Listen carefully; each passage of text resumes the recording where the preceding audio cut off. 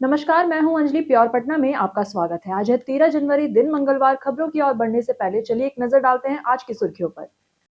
10 साल बाद फिर सजेगा कला का मंच, पटना को मिलेगी नई सांस्कृतिक पहचान। पटना से पर्यटन का नया अनुभव, लग्जरी कैरावैन जल्द होगी लॉन्च। पटना में अपराध पर सख्ती, त्योहारों से पहले पुलिस अलर्ट। पटना के स्कूलों में 15 जनवरी से टैबलेट से उपस्थिति अनिवार्य। सड़क हादसे में तुरंत इलाज का बड़ा फैसला, अब पैसे नहीं रोकेंगे इलाज। चलिए अब बढ़ते हैं आज की 25 नई अहम खबरों की ओर। बीपीएससी सहायक वन संरक्षक पदों पर भर्ती का हुआ ऐलान। आपको बताएं कि बिहार में सहायक वन संरक्षक भर्ती की तैयारी। बिहार लोक सेवा आयोग की तरफ से सहायक वन संरक्षक की पदों के लिए भर्ती प्रक्रिया शुरू करने का ऐलान किया गया है। वहीं इसकी आवेदन प्रक्रिया शुरू हो गई है और अंतिम तिथि 2 फरवरी 2026 है। इस भर्ती में बिहार और बाहर के अभ्यर्थी आवेदन कर सकते हैं। वहीं पात्र अभ्यर्थी के पास वानिकी और इसी के साथ साथ वनस्पति शास्त्र या फिर कृषि या फिर इंजीनियरिंग में स्नातक डिग्री होनी चाहिए। वही आयु की अगर हम बात करें तो पुरुष के लिए 37 साल और महिला के लिए 40 साल से अधिक होने नहीं होने की चाहिए। आपको बताएं कि चयन लिखित परीक्षा, शारीरिक जांच और इंटरव्यू के आधार पर किया जाएगा। 10 साल बाद फिर सजेगा कला का मंच, पटना को मिलेगी सांस्कृतिक नई पहचान। आपको बताएं कि पटना के लिए एक अच्छी खबर है, जहां करीब 10 वर्षों के बाद भारतीय नृत्य कला मंदिर का ऐतिहासिक ओपन एयर स्टेज 23 जनवरी को फिर से खुलने जा रहा है। यह मंच कभी भी पटना की सांस्कृतिक गतिविधियों का बड़ा केंद्र रहा है। वही उद्घाटन के दिन लोक नृत्य और इसी के साथ साथ संगीत के खास कार्यक्रम होंगे। इस तो ओपन स्टेज में करीब 5000 दर्शक बैठ सकेंगे। वही लंबे समय तक बंद रहने के बाद इसके दोबारा शुरू होने से कलाकारों को नया मंच मिलेगा। इससे पटना की सांस्कृतिक पहचान एक बार फिर मजबूत होगी और पूरे बिहार में कला को नई ऊर्जा मिलेगी। पटना से पर्यटन का नया अनुभव, लग्जरी कैरावैन जल्द होगी लॉन्च। आपको बताएं कि पटना के बिहार के प्रमुख पर्यटन स्थलों की यात्रा अब आसान और आरामदायक होगी, क्योंकि अगले 15 दिनों में लग्जरी कैरावैन सेवा शुरू होने जा रही है। वही वैन में 10 यात्री सफर कर सकेंगे, जिसमें 4 स्लीपर बेड और आरामदायक सीट, प्राइवेट शावर, किचन और बड़े टीवी और वाईफाई जैसी 5 स्टार सुविधाएं मौजूद होंगी। ये सेवा गया, राजगीर, नवादा, बक्सर, बांका और वाल्मीकि नगर टाइगर रिजर्व तक उपलब्ध होगी। वही 250 किलोमीटर की यात्रा का पैकेज 19,000 रुपए है। पटना का गांधी मैदान होगा रंगीन झांकियों और परेड का साक्षी। आपको बताएं कि पटना के गांधी मैदान में 26 जनवरी को इस बार गणतंत्र दिवस समारोह खास होगा, क्योंकि परेड के साथ साथ 13 झांकियों के माध्यम से बिहार की संस्कृति, विकास और नारी शक्ति की झलक दिखाई जाएगी। सबसे आकर्षक झांकी होगी मां सीता की जन्मस्थली पुनौरा धाम की होगी, जहां आपको बताएं कि परिवहन विभाग की झांकी नारी शक्ति, राष्ट्र शक्ति, महिलाओं की सुरक्षा और सशक्तिकरण का संदेश देगी। वही जवानों और महिला बटालियन की ओर से 20 टुकड़ियों की परेड में अनुशासन और इसी के साथ साथ जोश दिखाई देगा। पटना में अपराध पर सख्ती, त्योहारों से पहले पुलिस अलर्ट। आपको बताएं कि पटना के नगर पुलिस अधीक्षक दीक्षा की अध्यक्षता में मासिक अपराध समीक्षा बैठक हुई। इस बैठक में सभी पुलिस अधिकारी मौजूद रहे। वही अपराध की जांच में तकनीक और इलेक्ट्रॉनिक सबूत के आधार पर ज्यादा इस्तेमाल पर जोर दिया गया। वही गंभीर अपराधों को जल्दी ही सुलझाने के निर्देश दिए गए। वही शहर में वाहन चेकिंग, रात की गश्ती और फरार अपराधियों की गिरफ्तारी तेज करने को कहा गया है। वही सरस्वती पूजा और गणतंत्र दिवस को देखते हुए कानून व्यवस्था सख्त रखने के आदेश दिए गए हैं। पटना के फेमस पर्यटन स्थल की अगर हम बात करें तो आज हम बात करते हैं गोलघर की। पटना के मशहूर पर्यटन स्थलों में गोलघर का नाम सबसे पहले लिया जाता है। ये ऐतिहासिक इमारत अंग्रेजों के समय में बनाई गई थी। गोलघर शहर की शान माना जाता है। यहाँ से गंगा नदी और पूरा पटना शहर साफ दिखाई देता है। सैकड़ों सीढ़ियां इसी के साथ साथ चढ़कर लोग ऊपर तक पहुंचते हैं और खूबसूरत नजारे का आनंद लेते हैं। सुबह और शाम के समय यहाँ सैलानियों की खास भीड़ रहती है। गोलघर न सिर्फ पर्यटन स्थल है, बल्कि ये पटना की इतिहास और संस्कृति की पहचान भी है। देश विदेश से आने वाले पर्यटक यहाँ जरूर पहुंचते हैं।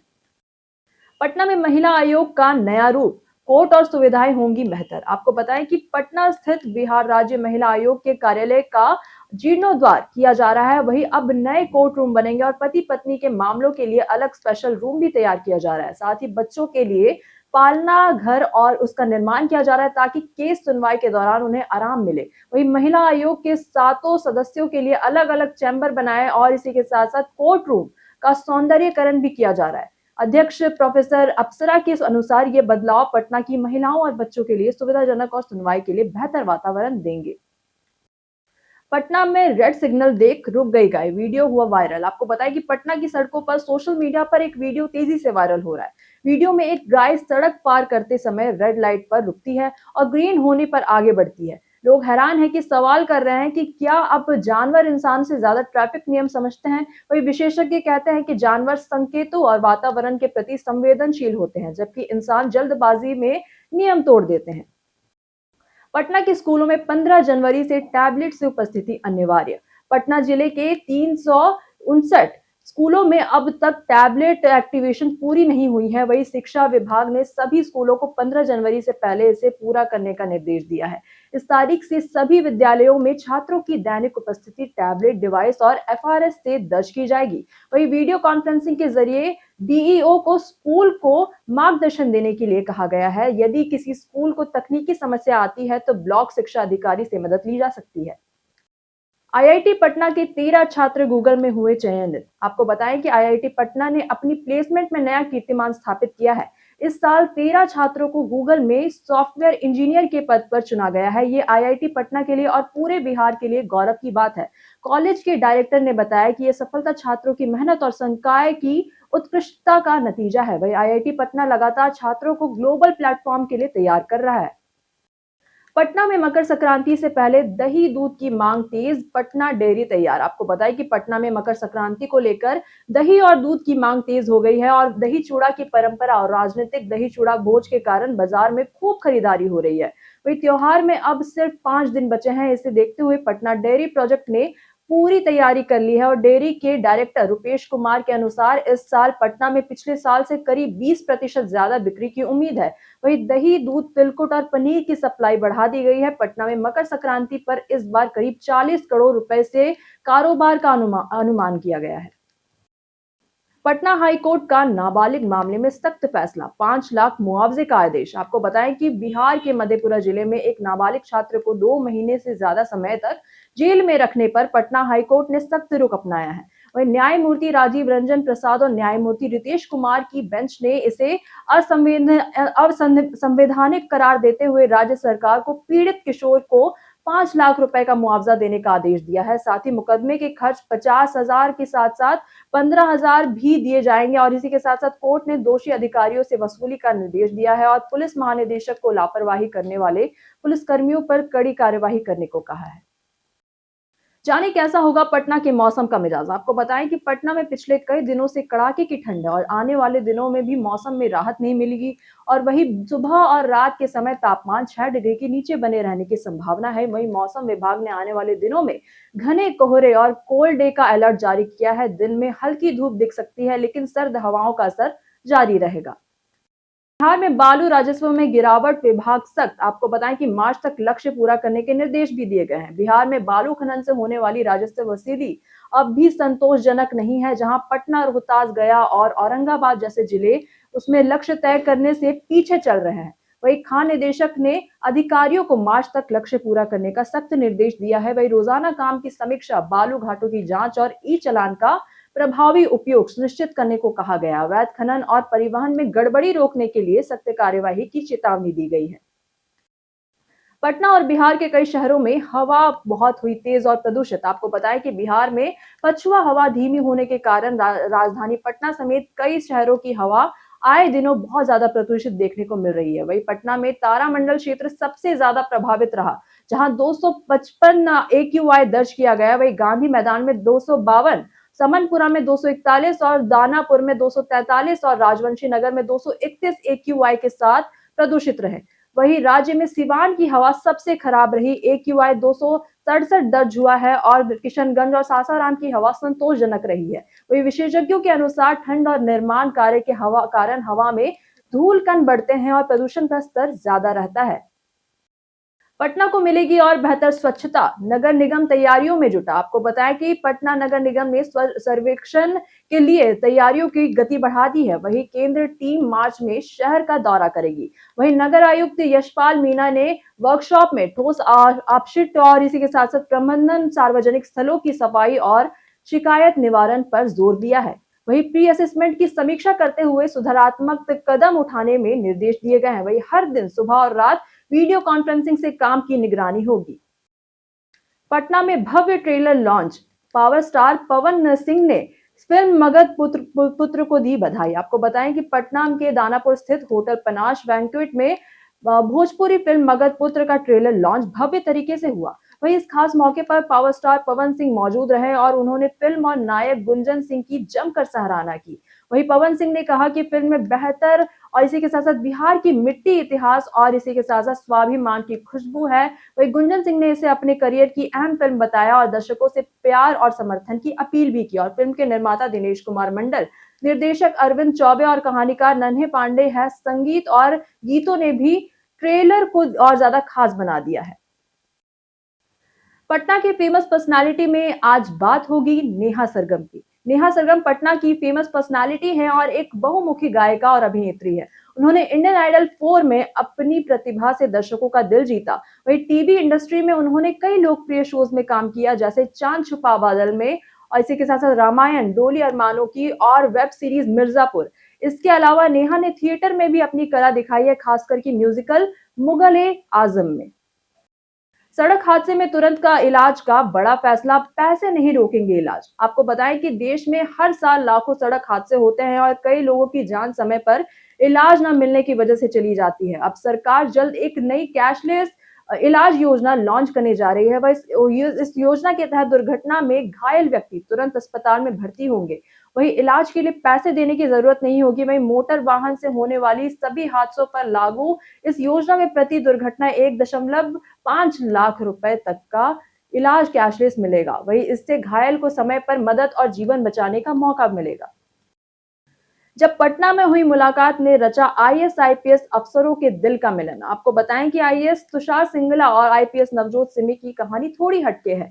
दोनों की मुलाकात यूपीएससी की तैयारी के दौरान हुई थी और पटना के एक रेस्टोरेंट में मुलाकात से उनके प्यार की शुरुआत हुई। वही आईपीएस नवजोत और आईएएस तुषार ने से 2.5 साल बड़ी हैं। वही 14 फरवरी 2020 को हावड़ा में दोनों की शादी हुई। तुषार आईआईटी दिल्ली से इलेक्ट्रिकल इंजीनियरिंग में ग्रेजुएट है और जेएनयू से पोस्ट ग्रेजुएशन कर चुके हैं। वही नवजोत बीडीएस डिग्री धारक हैं और आईपीएस अफसर हैं। अब दोनों देश की सेवा करते हुए अपनी निजी और पेशेवर जिंदगी में संतुलन बना रहे हैं। बिहार में फॉरेंसिक क्रांति से अपराधियों पर जल्द पड़ेगा शिकंजा। आपको बताएं कि बिहार पुलिस अब अपराधियों को जल्द सजा दिलाने के लिए फॉरेंसिक सिस्टम को मजबूत कर रही है। वही राज्य में कुल 9 नई फॉरेंसिक लैब शुरू की जाएगी। वही पूर्णिया रीजनल लैब में 1 फरवरी से काम करना शुरू हो जाएगा। वही पटना, मुजफ्फरपुर, भागलपुर और राजगीर में पहले से चल रही लैब के अलावा अब हर जिले में जांच के लिए फॉरेंसिक सुविधा उपलब्ध होगी। इससे हत्या और डकैती जैसे मामलों में सबूत मजबूत होंगे और जांच में देरी कम होगी। नीतीश तेजस्वी का नाम सुनते ही गुस्से से लाल हुए तेज प्रताप। आपको बताया कि तेज प्रताप यादव पिछले सप्ताह से बिहार के बड़े नेताओं को 14 जनवरी के दही चूड़ा भोज में बुला रहे हैं। वही राज्यपाल, उप मुख्यमंत्री और इसी के साथ साथ कई नेता पहले से ही आमंत्रित किए जा चुके हैं। वही पटना की सियासी गलियारों में चर्चा है कि तेज प्रताप इस बार नीतीश कुमार और छोटे भाई तेजस्वी यादव को भी बुला सकते हैं, इस मौके पर जब उनका गुस्सा और चुनौती साफ नजर आता है। नीतीश कुमार की 15वीं समृद्धि यात्रा शुरू, जिले में होंगे निरीक्षण और जनसंवाद। आपको बताया कि मुख्यमंत्री नीतीश कुमार एक बार फिर राज्य की यात्रा पर निकलने वाले हैं। उनकी 15वीं यात्रा को समृद्धि यात्रा का नाम दिया गया है। इस यात्रा में मुख्यमंत्री जिलों का दौरा करेंगे और 4 प्रमुख कार्यक्रमों में शामिल होंगे। सबसे पहले वे प्रगति यात्रा और 7 निश्चय योजनाओं का निरीक्षण करेंगे। इसके बाद जिले की नई परियोजनाओं का शिलान्यास और उद्घाटन करेंगे। वे तीसरे चरण में जन संवाद कार्यक्रम होगा, जिसमें आम लोगों से बातचीत होगी। वही अंत में जिले की योजनाओं की समीक्षा बैठक करेंगे। पटना में अमन शुक्ला हत्याकांड, पुलिस के हाथ लगे नए सुराग। आपको बताएं कि पटना में अमन शुक्ला हत्याकांड की जांच में पुलिस को महत्वपूर्ण सुराग मिले हैं। प्रारंभिक जांच में यह सामने आया कि यह हत्या योजनाबद्ध थी और करीबी लोगों की साजिश भी हो सकती है। वहीं पुलिस ने करीब 15 लोगों से पूछताछ की है। मृतक अमन शुक्ला पिछले साल जेल से बाहर आए थे और इसी के साथ साथ अपने परिवार के करीब आ गया था। वही बेटे की थेरेपी के लिए रोज विद्यापुरी पार्क जाता था। वही पुलिस का कहना है कि जल्द ही अपराधियों को गिरफ्तार कर हत्याकांड का पर्दाफाश किया जाएगा। वे जांच अभी भी पूरी तरह से जारी है। विराट कोहली ने तोड़ा संकारा का रिकॉर्ड, बने भारत के दूसरे सबसे बड़े रन बनाने वाले बल्लेबाज। आपको बताया कि वडोदरा के बीसीए स्टेडियम में भारत और न्यूजीलैंड के पहले वनडे मैच में विराट कोहली ने इतिहास रच दिया है। कोहली अब अंतर्राष्ट्रीय क्रिकेट में दूसरे सबसे ज्यादा रन बनाने वाले बल्लेबाज बन गए हैं।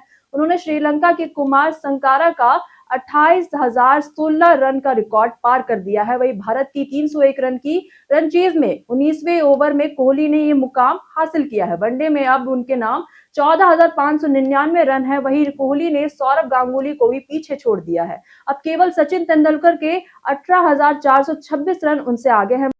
बीते दिन हमारे द्वारा पूछे गए सवाल का जवाब आप लोगों में से बहुत लोगों ने हमारे कमेंट बॉक्स में सेक्शन में दिया था। उन्होंने हमारे द्वारा पूछे गए सवाल का जवाब दिया है। अब उनके नाम है राकेश मिश्रा, अमरजीत कुमार, अबोध कुमार, अनूप, संजीव कुमार, रिंकू कुमारी, शत्रुघ्न कुमार, रंजीत कुमार मंडल। इसी के साथ बढ़ते हैं आज के सवाल की ओर। और आज का सवाल है कि पटना में आपके क्षेत्र में यातायात की स्थिति में कितना सुधार है। आप अपना जवाब हमें हमारे कमेंट सेक्शन में जरूर लिखकर बताएं। आज के लिए बस इतना ही। बिहार की तमाम खबरों के साथ बने रहने के लिए देखते रहें प्योर पटना। और साथ ही अगर आप यूट्यूब चैनल पर देख रहे हैं तो चैनल को सब्सक्राइब करें, और अगर आप फेसबुक पेज पर देख रहे हैं तो लाइक और फॉलो जरूर करें।